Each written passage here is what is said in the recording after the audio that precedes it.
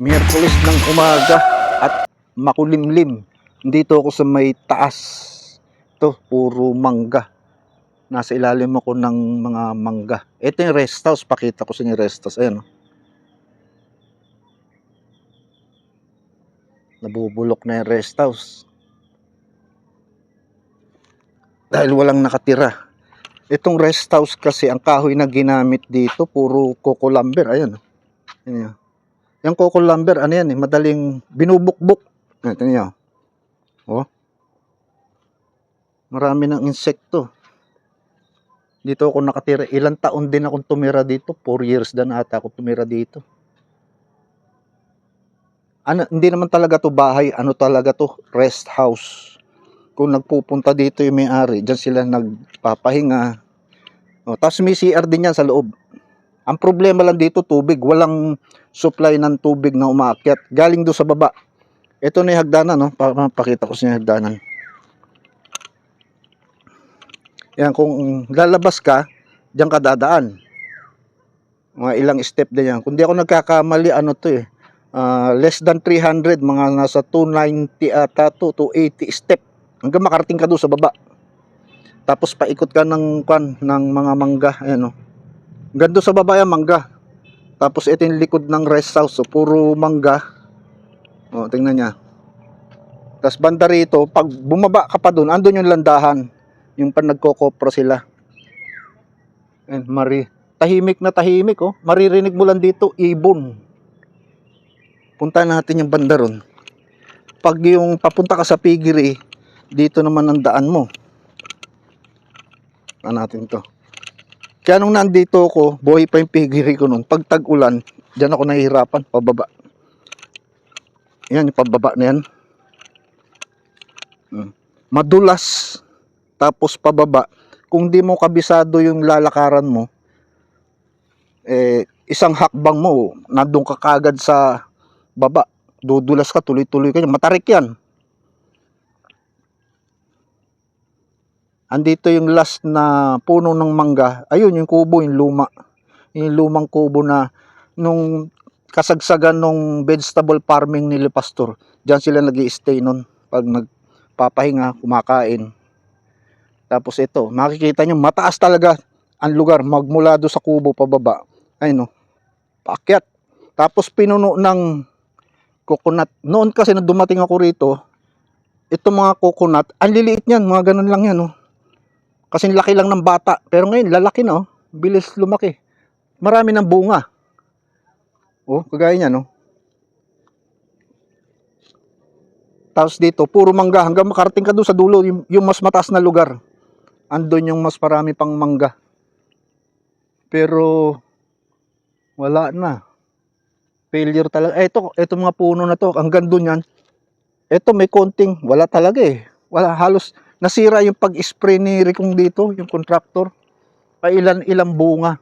Pero nandito yung ibang tao niya nagbabalot. Kasi kahit paano, meron. Ayun, kagaya na, no. Lapitan natin. Kahit paano, may natira pa rin. Sayang naman kung hindi mo babalot. Kahit paano, makaka-harvest pa rin. Pero in general, lugi siya dyan.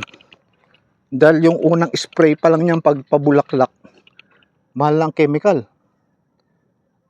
Biro mo, ganyan lang, oh. Sa isang puno, yung mga binabalot, ganyan lang binalot nila. Kung hindi nasira daw yan, hindi tinamaan ng insekto, times 10 ang makikita mo nakabalot. Sa bawat puno, o times 20. Mas marami yan.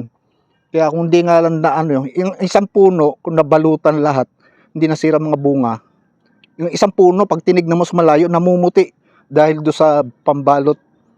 Marami nakabalot. Ngayon, wala na, oh.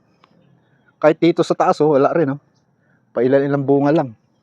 Kaya lugi siya dito. Tignan natin sa aerial shot. Magmula sa taas, ano itsura. Tignan natin ngayon yung pakita ko sa inyo yung paano magbalot ng mangga. Tignan niya yan, oh. Nasa taas na siya, oh. Tapos yung hagdanan niya, baba natin camera. Ayun. Kung mapapansin niyo yung hagdanan niya, may alalay na tali, no? Nakatali sa puno ng coconut. Dalawang side para yung hagdanan niya hindi gegewang o hindi magsusway left and right. Tapos nakasandal lang ang hagdanan doon sa taas, doon sa mga sanga. Kung saan siya pupunta na sanga, doon niya isinasandal ang hagdanan. Gaya niya, no? Tapitan natin konti. Atras tayo, baka sumabit sa ayan, ayan siya. Atras tayo konti. Ayan. Tapos yung hagdanan niya, ayun. Mababa pa yan kasi depende sa puno. May puno kasi na mataas.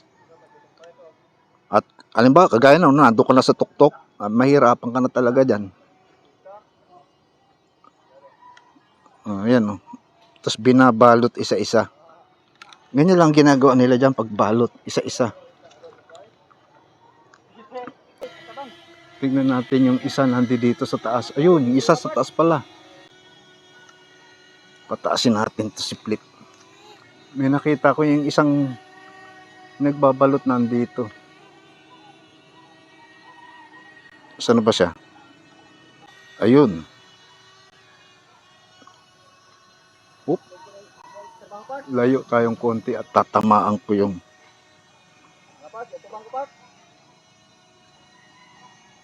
saan ba siya? Ayun, nasa taas pa. Ay, tinin niya yung hagdanan, no?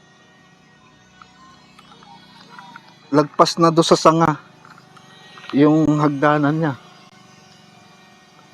Ikutan natin.